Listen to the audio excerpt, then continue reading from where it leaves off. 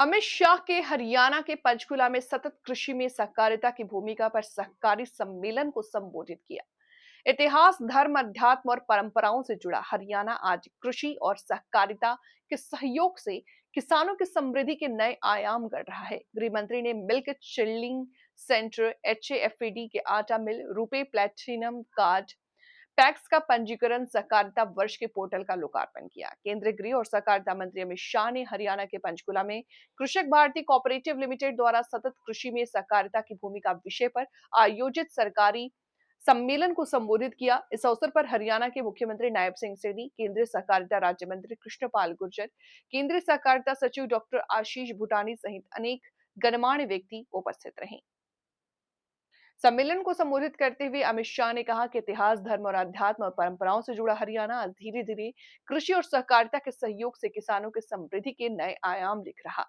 उन्होंने कहा कि अंतर्राष्ट्रीय सहकारिता वर्ष के अवसर पर कृषकों द्वारा आयोजित इस सेमिनार में मिल्क चिलिंग सेंटर, HAFED का आटा mill, RuPay platinum card, model PACS का पंजीकरण और सहकारिता वर्ष का पोर्टल, जो पूरे देश की सहकारिता से जुड़ी सूचनाएं सहकारिता से जुड़े सभी किसानों तक पहुंचाएगा, का लोकार्पण किया गया।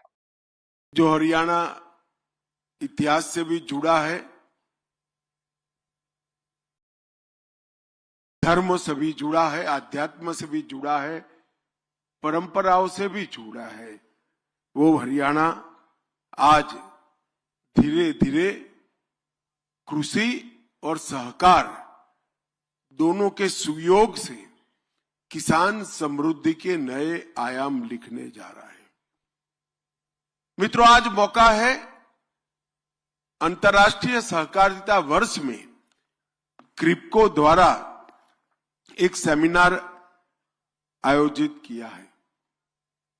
यही सेमिनार में मिल्क चिलिंग सेंटर, हफेड का आटा mill, RuPay platinum card, model PACS का पंजीकरण और सहकारिता वर्ष का पोर्टल, जो पूरे देश की सहकारिता की इंफॉर्मेशन सहकारिता से जुड़े सभी किसानों को देगा, उसका यहां पर लोकार्पण हुआ है।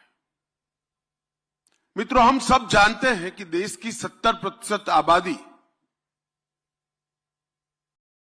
हमारी आबादी का एक बहुत बड़ा हिस्सा गांव में रहता है।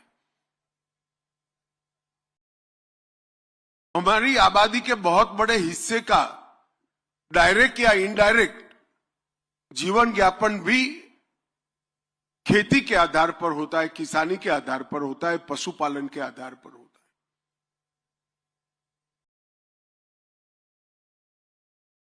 अगर हम कृषि को और पशुपालन को एक स्वतंत्र रूप में, आइसोलेशन में, व्यवसाय के रूप में देखें, तो वो बहुत सारे लोगों को रोजगारी देते हैं।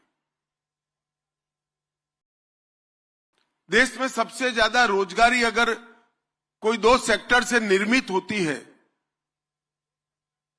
तो कृषि और पशुपालन से होती है। मगर कृषि और पशुपालन के साथ कोऑपरेटिव को जोड़ते हैं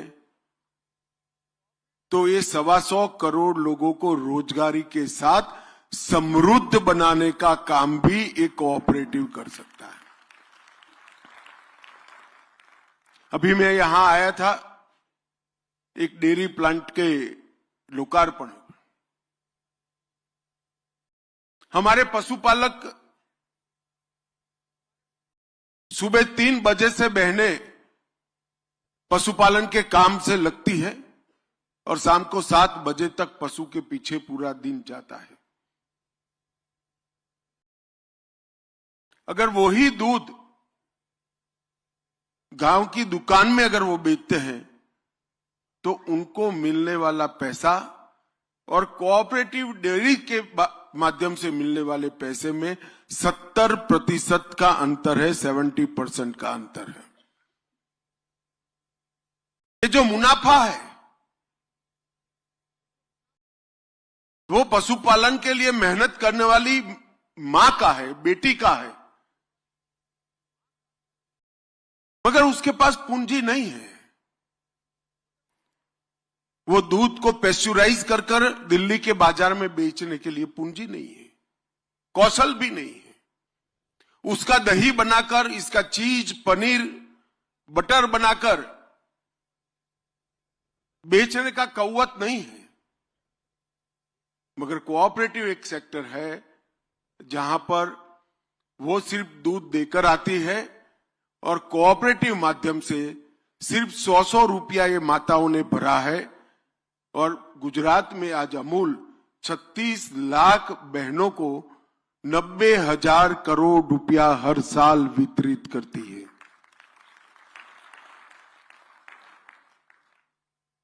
इतने ही दूध को अगर हम बाजार में बेच देते हैं, बाजार मूल्य से बेचते हैं, तो वो 12,000 करोड़ में बिकता है। अब ये 12,000 करोड़ और 90,000 करोड़ का जो अंतर है वो कोऑपरेटिव है। इसी के लिए कहते हैं कि पशुपालन, कृषि और कोऑपरेटिव तीनों को मिलाया जाए तो सहकार से समृद्धि का सृजन हो सकता है। हमने कृषि और